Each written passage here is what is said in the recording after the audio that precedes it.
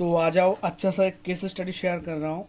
Debug card हटा देता हूँ। तो ये गीगाबाइट के GA H55MS2 भी क्लियर दिख रहे हो। इसका रिवीजन है, क्या है इसका, 1.4।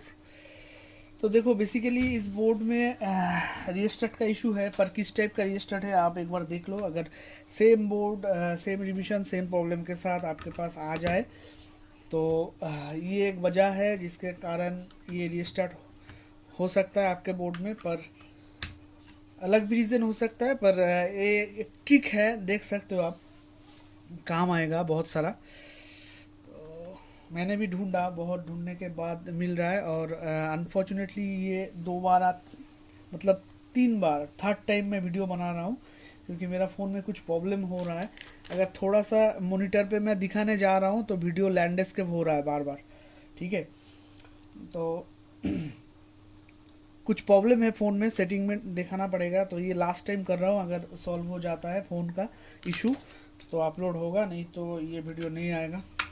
तो देखते हैं एक बार, और एक कैमरा को ज़्यादा नहीं हिलाना है। तो चलो देखो, ये पावर दिया मैंने और ये ऑन किया तो क्लियर देख सकते हो बोर्ड थोड़ा सा ऑन होके चल रहा है और ऑफ हो रहा है बार बार। तो ये देख सकते हो जो सीपीयू पावर है ये मैंने लगा के रखा है 4Pin ATX, इसका कोई इशू नहीं है। तो इस टाइप का प्रॉब्लम अगर हो रहा है तो आपका सीपीयू रिलेटेड नहीं है, आईओ रिलेटेड नहीं है, बायोस रिलेटेड नहीं है, ब्रिज रिलेटेड नहीं है। तो कहाँ से हो रहा है ऐसा प्रॉब्लम?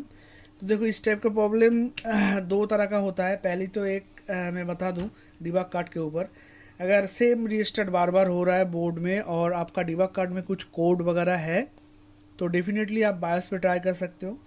और ऐसा अगर मैंने जो दिखाया सेम है, बार बार रीस्टार्ट हो रहा है, 12 वोल्ट प्लस माइनस और 3.3 वोल्ट और 5 वोल्ट जल रहा है, बाकी यहाँ पर रीसेट जो है हाई है, और बाकी जो 3 LED है क्लॉक फ्रेम रेडी ये एक भी नहीं जल रहा है, और यहाँ पर कुछ भी कोड नहीं है। अगर ऐसा हुआ तो एक ट्रिक काम करेगा आपके लिए। शॉर्ट वीडियो बना रहा हूँ, ज़्यादा लॉन्ग नहीं करूँगा, तो देख लो। और एक बार देख लो फाइनली जो बोर्ड का कंडीशन क्या है। ये देखो बोर्ड ऑन होके बार बार ऑफ हो रहा है, ये देखो फिर से ऑन होके ऑफ हो रहा है। तो बेसिकली मैं इस टाइप का केस अगर हुआ तो आपको एक कंपोनेंट है जो रिमूव करना है। आप उसे रिप्लेस ना करो तो भी चलेगा, कोई दिक्कत नहीं, पर रिमूव करना है। रिमूव करने से ये प्रॉब्लम फाइनली फिक्स हो जाएगा। पर ये कौन सा कंपोनेंट है मैं लास्ट में दिखाता हूँ, पहले मैं रिमूव करके एक बार देख लेता हूँ खुद कि भाई प्रॉब्लम सॉल्व हुआ कि नहीं, क्योंकि उसके बाद मैं कंपोनेंट कौन सा है मैं दिखा देता हूँ आप लोगों को। तो पहले मैं खुद इसको रिमूव कर लेता हूँ और उसके बाद आपको भी दिखा दूंगा, ठीक है। तो साथ में रह जाओ थोड़ा सा।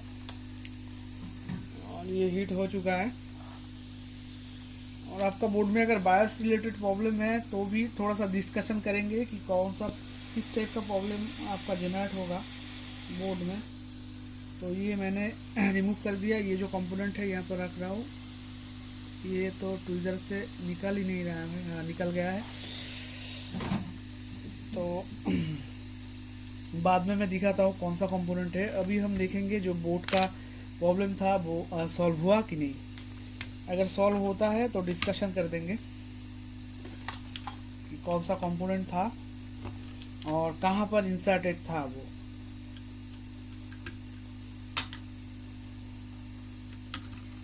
तो अभी देखो, सॉरी VGA को मैं नहीं दिखाऊंगा क्योंकि फ़ोन अगर उठा रहा हूँ तो प्रॉब्लम क्रिएट हो रहा है। तो कीबोर्ड लगा देता हूँ, तो डिस्प्ले आएगा तो बीप करेगा यहाँ पर, टेंशन मत लो। और अभी चला रहा हूँ तो देखो ये जो कोड यहाँ पर कुछ नहीं था, यहाँ पर कोड आना चालू हो गया, एक बार ऑफ हो गया है, फिर देखते हैं। तो ये देखो अभी भी डिस्प्ले नहीं आया है, ये देखो बीप दिया और कीबोर्ड पे भी देखो डिस्प्ले आ चुका है, ठीक है। ये देखो, तो मॉनिटर पे मैं नहीं दिखाऊंगा क्योंकि फ़ोन अगर मैं उठा रहा हूँ तो वीडियो लैंडस्केप हो रहा है बार बार, और मैं अपलोड नहीं कर पा रहा हूँ क्योंकि सीधा हो रहा है वीडियो। तो देखो इतना ही काफ़ी है, आप बस समझ जाओ कि कौन सा कंपोनेंट रिमूव करना है। अभी मैं क्लियरली दिखा रहा हूँ आप लोगों को जो कौन सा कंपोनेंट रिमूव करना है। फिर से एक बार ये ऑफ हुआ है बोर्ड, मतलब इसका जो बायोस का इशू है इसमें भी है, तो बायोस रिलेटेड इशू अगर है तो उम्मीद रखता हूँ कि सभी लोग सॉल्व कर सकते हो, क्योंकि ये फिर से बीप किया, डिस्प्ले इसका आ चुका है। तो अभी मैं ऑफ कर रहा हूँ। तो अभी एक चीज़ मैं दिखा रहा हूँ आप लोगों को, ध्यान से देख लो एक बार। और वो जो मैंने कंपोनेंट रिमूव किया वो एक ट्रांजिस्टर है, मॉसफेट भी हो सकता है, मैंने देखा नहीं उसका मॉडल क्या है अभी भी, मैं डिस्क्रिप्शन में दे दूंगा कि वो क्या है, ठीक है। तो वो कंपोनेंट रहता है कुछ यहाँ पर आप इजीली देख सकते हो। ये जो इस बोर्ड में दो ओपम है, एक यहाँ पर LM324 और एक यहाँ पर LM324। तो ये फर्स्ट ओपम है, ये सेकंड ओपम है। तो इस ओपम जो है रैम स्लॉट के अपोजिट साइड में, इसके पास 4 कंपोनेंट यहाँ पर आपको मिलेगा। उनमें से राइट साइड वाला जो होगा ये कंपोनेंट आपको रिमूव करना है। अगर आपके केसेस में सेम कुछ हो रहा है, बार बार बोर्ड रीस्टार्ट हो रहा है पर डिबग कार्ड में कोई भी यहाँ पर कुछ LED नहीं है, तो आप उस कंपोनेंट को तुरंत जाके रिमूव कर दो। आपका बोर्ड डेफिनेटली 1000% सॉल्व हो जाएगा। 100% नहीं बोलूँगा, 1000% सॉल्व हो जाएगा।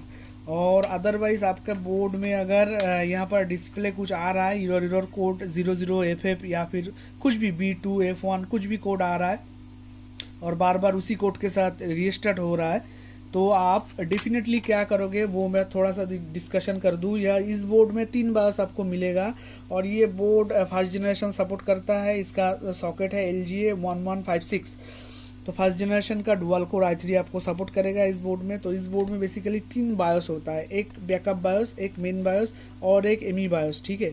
तो आपको करना क्या है, अगर कुछ कोड के साथ आपका बोर्ड रीस्टार्ट हो रहा है यहाँ पर, तो बेसिकली आपको करना है ये जो 3 बायोस चिप है इनमें से बी बायोस को और एमी बायोस को रिमूव करना है और मेन बायोस को यहाँ पर रखना है और एक बार चला के देखना है। अगर प्रॉब्लम सेम है तो मेन बायोस को भी आप एक बार रीप्रोग्राम कर लो। ये 3 चिप में से किसी भी एक चिप में ऑफिशियल गीगाबाइट के ऑफिशियल साइट में जाके एक बायोस डाउनलोड कर लो और मेन बायोस पे वो चिप डाल दो, आपका प्रॉब्लम सॉल्व हो जाएगा।